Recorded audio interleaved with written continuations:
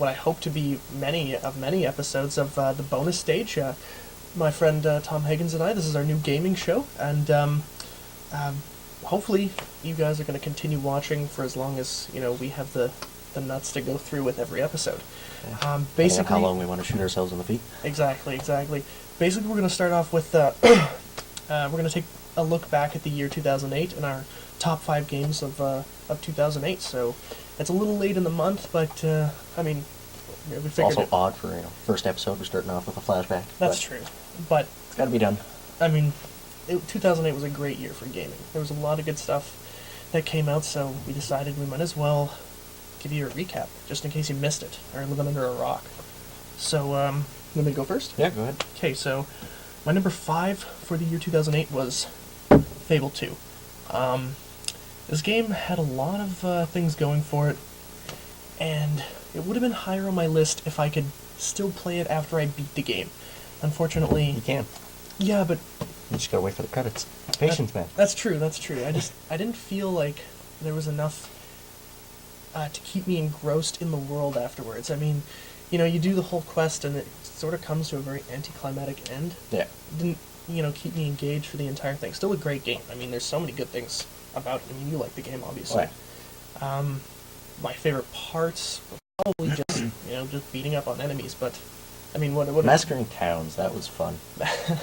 Having your character have the huge horns and the, ridiculous glowing aura of death around him. Yeah.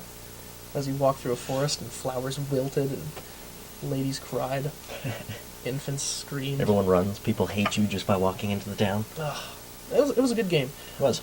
But I wish I could keep playing it for a little bit longer, because now going back, I don't feel like playing it anymore. Yeah. I'd rather play other games. So you're number 5. My number 5. Civilization Revolution. I was a big fan of the series. It's interesting to see it jump to the platform. I was a little hesitant about it, being Civ being a very deep and engrossing game. It takes a lot of time. There's a lot of micromanaging, but they really managed to boil the game down to its simplicities. What kept the game fun? They boiled the micromanaging down just enough, so that way you care, but at the same time you don't. Another thing is the jump from the keyboard and mouse to the Controller. console. The controller is a huge thing with RTS coming to the console. That's a big issue. And, I mean, they did it actually really well. They did. They pulled it off. It was good. It was a good It's game. got my number 5. And it's got a lot of replay value, too, because That you it can play does. as all the different races and With an pretty much achievement have a for different- beating each different type of conquest on each difficulty. You get an achievement for there, so that's 3 achievements per difficulty. There's 4 difficulties, I think, something like that. Actually, there's more than that. Then you get an achievement for beating beating the game with each different leader, and there's about 12, I think. Mm-hmm. Which just gives you so much replay, so much strategy to it. Trying to figure out each culture's kind of niche for just taking over the world, really. Mm-hmm. And, I mean, anybody who loves to micromanage is going to love this game, because there's an abundance of resource management, time management, turn-based management, unit management. I mean, just doing everything, and you can break it down to a turn-by-turn strategy.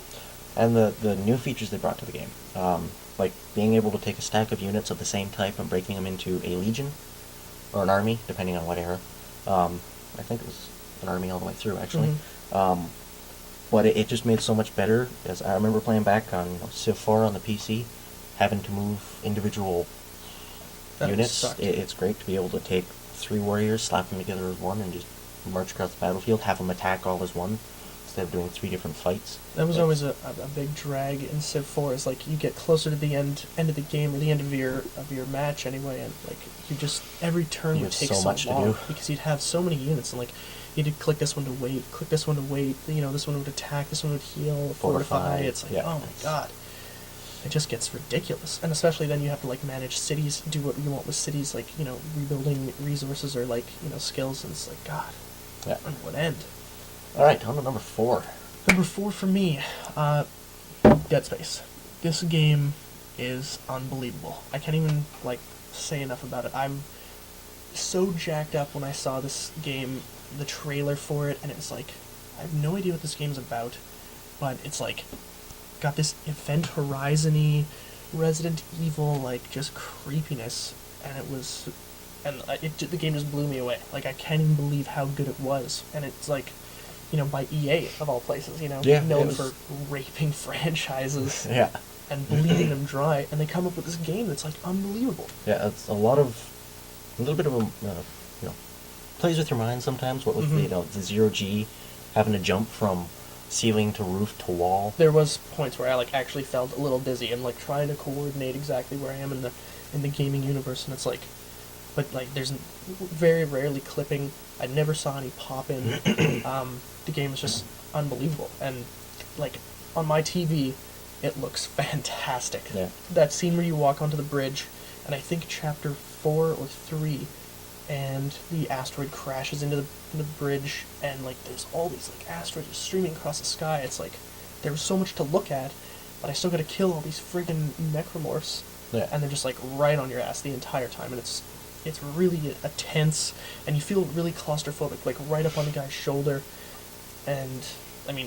And the menus. Menus were fantastic. It didn't actually pause the game, so it gives you a sense of urgency, like using the workbench or the tool bench. Yeah. I can't remember what it was called. They just like pull up like a holographic. You could be sitting there working on it, and your camera starts jerking, your character starts screaming, and you pull out, and you're getting your ass chewed off by a necromorph. It's just, you have to make sure that you're actually safe before you like decide to heal yourself or reload a gun. It pulls out all the stops on you. It doesn't give you a moment's rest, really. Yeah, and there's no real cinematics except for the opening cinematic and the end.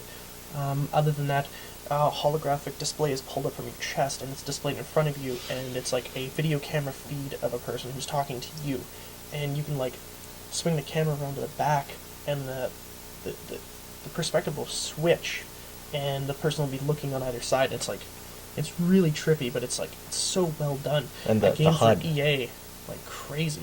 The HUD was a good part. There's no HUD. Everything's displayed on the back of your character. Just to remove all the clutter from a health bar and an ammo bar in your bottom left or bottom right or both. Your health bar is now shown right up your spine. Yeah. You've got your little oxygen. You've got a couple of your powers. Displayed as like a meter above the back of your neck, and then your stasis meter, which is you have abilities to freeze and to move objects with kinesis and stuff like that, and it's just displayed as like a round little disc. It's like it just really gets you into the environment, and if you play it and it's dimly lit and you have a great like sound system, or even if you don't, I mean, that thing was rattling my TV in some of the points. Prepare to not sleep for a few days at least. It's so good. It's just like one of the best gaming experiences of 2008 for sure, especially for survival horror. All right. So you're number 4. My number 4. Tom Clancy's End War. I never actually got a chance to play it. You should. It's a good game. It's a real-time campaign, so every month is a brand new campaign. It's between what is now Europe, Russia, and America vying for control over the world, essentially. It's World War III. The game plays out a lot better than I was expecting it to. It's an RTS, which, everyone always knows they're a little hesitant. It's the controls. What are they going to be like? How's it going to work out? But the control in this game is the big thing about it. Yeah. The new feature with this game, which takes RTS controls on a console to a new level, is the voice. Everything can be done with the microphone. And anyone who plays Tom Clancy's games knows that they heavily use the microphone for commands. Rainbow Six, Ghost Recon, not so much Splinter Cell, I don't think. Maybe in multiplayer, but that's about it. Yeah. But they're always like very well implemented into the gameplay. Like, they're not just like a usual tack on like some voice commands are, or like you'll hear chatter in your earpiece, but they're like, they really spent a lot of time putting voice implements, and this game is built around that. Yeah, they had time to perfect it essentially with the previous Clancy games. You don't have to stop and stutter like you had to do with some games in the past. You had to be like move, you had to really enforce it.